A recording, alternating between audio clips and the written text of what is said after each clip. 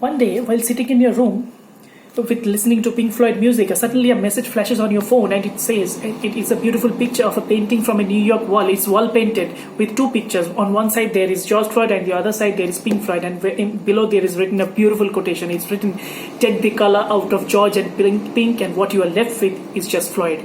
Then you suddenly realize that the Black Lives Matter, including George Floyd, and the lyrics of Pink Floyd, they comes in sync. How? See, the song "Comfortably Numb" is playing inside your head, on your earphone, and it says that I have become comfortably numb. And yes, you realize that you have indeed become comfortably numb after suffering from years of guilt, from years of oppression, from years of depression, from years of suppression. You have finally become comfortably numb. You have forgotten to speak up. Then you realize that the movement which is happening in USA is happening in the right direction, because in order to accept that there is a problem, you have to first speak that and accept that there is indeed a problem.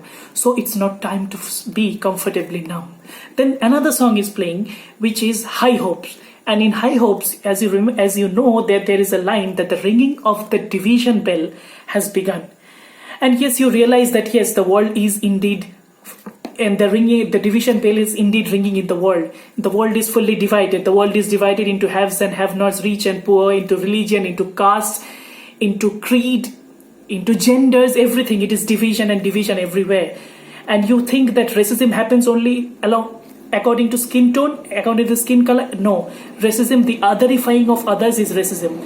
The kind of discomfort you feel in front of the others, like from different gender, from different religion, from different caste, that is racism. So there is division everywhere, everywhere, everywhere. Then another song is playing inside your head, and it says, of Pink Floyd is playing, it says, breathe in the air, don't forget to care. And you realize that the horrific 8 minutes and 46 seconds in which George Floyd was being strangulated by Derek Chauvin, those 8 minutes 46 seconds reminds you that yes, you need to breathe. And as George Floyd was crying out in pain, I can't breathe, it was not only just George Floyd, it was along with him the voice of the oppressed millions of the world. You see, the world, so many oppressed voices are there in the world, and so many people just need to breathe in the air. And what do you have to do? You have to just care.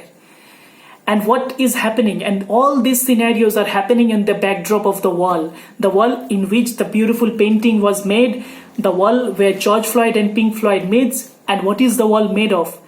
Pink Floyd has the answer. The wall, all in all, you are just another brick in the wall.